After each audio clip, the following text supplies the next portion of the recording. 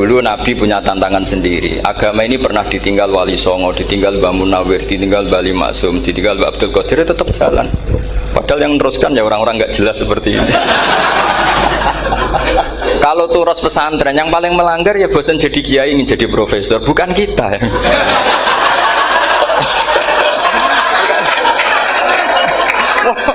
Yang bosan tuh tidak kita, yang sudah ganti gelar itu. Tapi kita ya tidak apa-apa. Jadi nggak usah dijaga, turos itu biasa saja. Jadi biasa saja, menurut saya zaman itu biasa saja. Allah itu kalau bikin masalah itu ya bikin solusinya, itu sudah min sunnatillah. Jadi saya tuh tidak pernah mikir, betul. Saya tuh nggak pernah mikir agama ini nanti kayak apa, enggak. Selain saya tahu Allah yang akan menjaga agama ini, dipikir gak dipikir, memang kalau zaman lebih buruk ketimbang kemarin, itu sudah nasnya Nabi. Ma min yaumin illa ba'dahu syarrun minhu.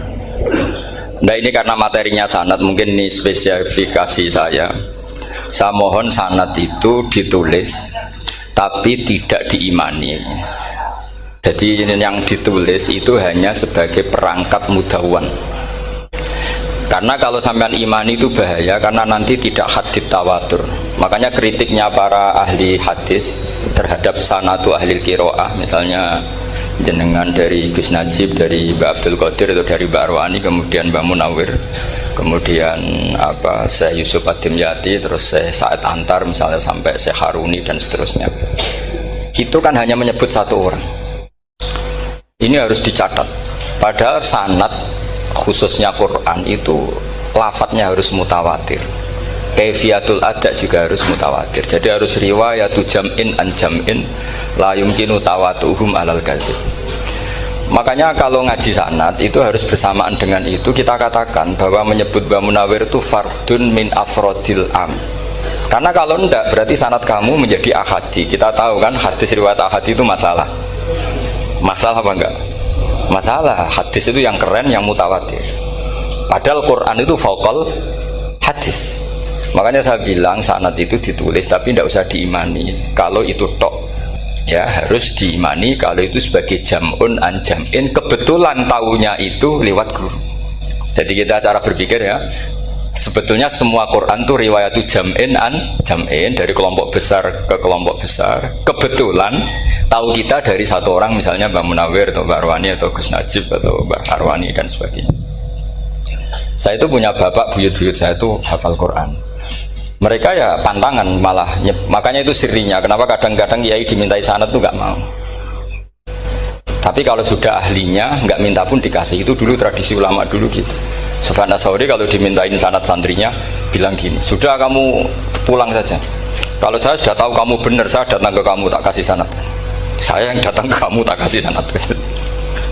Saya itu punya sanad ya baru-baru. Saya bangun mendekati wafat baru dikasih. Karena nunggu tadi, nunggu kelayakan. Kalau tahu-tahu minta sanad kan gaya-gayanan tok. Terus dicetak di figura. Terus seakan-akan legal jadi muridnya Gus Najib. Itu aneh. Saya ulang lagi ya. Jadi kita harus ngadepi satu hukumnya Allah. Kalau sanadul Quran itu harus mutawatir. Malah mutawatirnya riwayatu jam'in an jam'in sing la yumkinu tawatuhum alal kadzib. Sehingga kita nyaman. Misalnya kita mau tidak mau menyebut setelah hafaz itu kita hanya menyebut asim. Setelah asim paling banter kita menyebut hanya dua, yaitu Abdurrahman As-Sulami, Abi Abdillah Abdurrahman As-Sulami. Ada yang nulis Abi Abdurrahman Habib As-Sulami. Itu di harokatnya kitab itu ada yang nulis Hubab. Yang benar, oh enggak, yang benar itu bacanya Habib. Habib itu As-Sulami, itu ikut marga Robi'ah. Itu kemudian ditulis gurunya hanya dua, yaitu Abdurrahman As-Sulami sama Zirin bin Hubes. Setelah Zirin bin Hubes, sahabat yang ditulis itu hanya Utsman, Ali, Ubay bin Ka'ab. Ya, Utsman, Ali dan Ubay bin Ka'ab sama Zaid bin Sabit, hanya 4. Sekarang kita teliti betapa bahayanya itu. Bahayanya begini, Zaid bin Sabit itu orang Ansor. Artinya kalau orang Ansor itu tidak menangi periode Makkiyah. Bagaimana dia bisa meriwayatkan semua Quran sementara dia Ansoriun yang notabene hanya mengenal surat-surat Madaniyah, sementara ayat Makkiyah atau surat Makkiyah itu bawahnya. Dan Ubay bin Ka'ab sendiri itu ngajinya itu tidak banyak, karena dia harus ngaji sama Abu Bakar, Umar. Dan dulu nggak mungkin setoran kayak sekarang 30 juz karena masyhulun semua orang sibuk. Sehingga kita harus pastikan zikru fardin min afrodir ruwat atau zikru ahadin min ahadir ruwat adalah implementasi dari riwayatu jam'in an jam'in. Karena ini untuk menjaga status Quran harus mutawatir. Kalian jangan ngawur, itu bahaya sekali. Saya punya banyak tulisan tentang itu, dan karena kalau berupa tulisan itu biasanya terus jadi konsumsi akademik, tinggal seminar terus narasumber untuk duit macam-macam itu. Itu makanya saya tidak mau. Saya itu suka ngaji alami. Sehingga kalau betul saya dikatakan viral itu saya tidak mikir, viral tidak mikir. Saya ini sudah cocokkan sama Gus Dar, mau daftar wali. Syaratnya wali itu nggak peduli dengan makhluk. Kalau saya peduli berarti terdegradasi nanti. Sudah cocokkan sama Gus Dar, Gus daftar wali. Angel Gus, sekarang yang peminatnya tidak banyak. Karena zaman akhir itu peminatnya jadi rektor tadi. Jadi ini nanti dicek saja. Nah, dulu mana saya dengan Gus Dar? Karena buyut-buyut saya itu ya sepuh, sama sepuhnya sama buyut. Karena buyut saya kandung itu diantara namanya ada Mbak Maksum. Mbak Maksum itu bin Soleh. Mbak Soleh buyut saya kandung itu gurunya Mbak Soleh Darat. Jadi buyut-buyut saya juga kasepuan. Gus ini juga kasepuan. Jadi adu kasepuan. Yang jelas itu entah menang mana tidak tahu. Sing wani rokok berarti menang. Karena berarti berani tidak sopan gitu. Tapi bisa saja menang saya karena legowo. Tadi pamit saya, Gus saya rokok boleh-boleh. Jadi dia lebih keren karena nggak sopan, saya keren karena jembarati. Berarti setingkat lah kira-kira gitu, setingkat.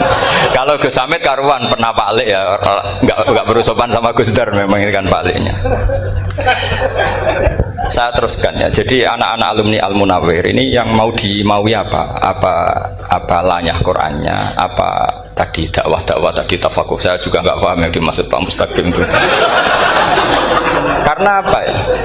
Ilmu itu ditulis itu sebenarnya berdasar minatnya penulis, bukan berdasar kehendak Allah. Buktinya gini, sebelum ada metodologi penyebaran agama, itu agama sudah jalan. Ditinggal Nabi Wali Songo, agama sudah jalan. Penulis gue disertasi dokter enak, harusnya gini. Zaman rong nulis mbok tulis, wah agama wis mlaku. Sebetulnya orang nulis itu kan untuk gelar doktoral, untuk kenaikan pangkat. Mana ada kiai-kiai itu menjadi pinter karena tulisan para doktor?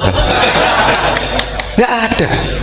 Agama ini sudah jalan tanpa panduan para penulis dokter-dokter itu. Dulu mana ayo mereka dakwah sama panduan tulisannya? Dulu mana? Dulu dakwahnya. Terus itu dianalisis. Terus analisis jadi disertasi. Makanya saya tuh jarang diundang orang mau kalau nggak pernah sepuh. Cuma sial saya yang pernah sepuh ternyata banyak. Akhirnya saya itu bikin kaidah agak salah dulu. Saya mau diundang hanya yang pernah sepuh. Ternyata yang pernah sepuh itu banyak. Ya kemarin saya datang di hallnya Ki As'ad, terus dia datang di hallnya Pak Hamid. Karena mbah saya kandung itu sepupu sama Pak Hamid Pasuruan. Saya buyut-buyut saya itu orang Lasem sama orang Kudus. Sebenarnya kalau saya mau nakalan itu pakai buyut saya tertua itu, tapi kayaknya enggak lah. Nanti mereka malah ngedu Nabi Adam malah selesai. Karena kalau saya pakai buyut saya yang Mbah Soleh itu, yang gurunya Mbah Soleh Darat itu, nanti sampean pakai Nabi Adam bisa tuntas saya. Meskipun saya mungkin lewat Kobil atau lewat Habil, nanti cocokan lagi. Jangan-jangan jenengan yang lewat Kobil, gue saya Habil. Malah panjang lagi, nggak tahu aktenya juga nggak. Kira-kira kan delok potongannya. Kalau yang alim kayaknya pantasnya lewat Habil. Gitu. Kalau yang tidak alim ya pantasnya lewat nggak tahu. Campuran ya kombinasi. Tapi begini ya, Quran itu al-mira fil Quran kufrun ya, atau al-jidal fil Quran kufrun. Ada dua riwayat. Memperdebatkan Quran itu kafir. Nah, awal debat itu karena Quran dianalisis. Sehingga karena dianalisis ini sebetulnya yang masuk itu analisisnya apa? Para analis, bukan hakikatul ilm. Misalnya gini, para dosen atau para peneliti itu harus pernah jadi wali. 2 menit saja, tidak usah lama-lama. Karena grup wali juga gak terima kalau ini jadi wali lama-lama, karena ada aturannya. Kalau dalam istilah Syaikhul Qadir Al-Jilani, fasalab tuhalah, kalau orang wali gak layak tak beredel katanya gitu. Misalnya begini, ada kiai yang milih zuhud, cuek terhadap perubahan zaman. Sebetulnya orang analis akan bilang itu cuek, tidak peduli dengan sekelilingnya. Tapi di dunia wali, orang cuek itu mutawakkil ala Allah. Makanya dalam kitab hikam da'it tadbir fama qoma bihi ghairuk la tuqim bihi nafsak. Sudah, kamu tidak usah mikir dunia, ini sudah ada al-mudabbir, yaitu Allah Subhanahu wa ta'ala. Kamu mikir, tidak ikut punya kok kamu pikir. Hidayah yang milik Allah, rezeki yang milik Allah, kamu pikir, tidak melok duwe kok pikir. Sehingga ketika dianalisis ini orang yang cuek, antisosial atau tidak punya kesolehan sosial, kalau mereka ngamati orang-orang soleh yang tertutup itu. Padahal ini adalah orang yang dekat Allah, karena sudah makomnya makom apa? Tajrid. Tapi dianalisis meninggalkan apa? Sosial. Lah yang pro sosial, misalnya yang dosen, yang ceramah di mana-mana, dianggap peduli sosial. Jangan-jangan peduli nasibnya sendiri. Karena ya ada untungnya gitu. Makanya seperti ini kalau nuruti begitu-begitu itu tidak ada selesainya. Maka kita harus ngomong sesuai hakikatul amr, bahwa anak abdun soro fakhri dimna fakri. Jadi kita ini selalu hambanya Allah. Yang menjadi kebanggaan kita adalah mulazamatul fakr, bahwa kita selalu butuh Allah, baik diucapkan maupun tidak. Dan itu ilmunya para wali. Jadi khawatir saya kalau alumni-alumni Al-Munawwir ini menjadi korban analisa para analis yang belum pernah jadi wali. Itu biasanya metodenya Masya Allah. Misalnya metode hafalan cepat. Indonesia tuh Islamnya moderat. Terus kita cari dari kelompok 73 ini mana yang moderat. Apalagi Islam Nusantara ini kelompok keberapa lagi, kan terus bingung secara referensi. Nggak apa-apa, kita jadikan hiburan istilah Islam Nusantara, Islam moderat, Islam ekstremis, Islam, jadikan hiburan, tapi tidak merubah ilmu kita yang mau rusak dari Rasulullah SAW, yaitu bahwa umat ini hanya terbagi 73. Itu ada riwayat mengatakan 72 masalah, yang 1 benar. Tapi ada riwayat kebalikannya, 72 itu benar, yang 1 salah. Itu di dunia ilmu hadis diperdebatkan kuat mana riwayat itu. Tapi karena kita ini terlalu mengkonsumsi orang yang nggak ahlinya, ya sudah sepihak tadi, kita hanya menguatkan riwayat yang 72 masalah, yang 1 benar. Tapi pertanyaannya, kuat mana 2 riwayat itu? Kita yang ahli sunnah itu baca beberapa teks hadis, itu banyak ahli hadis yang mendukung dua-duanya.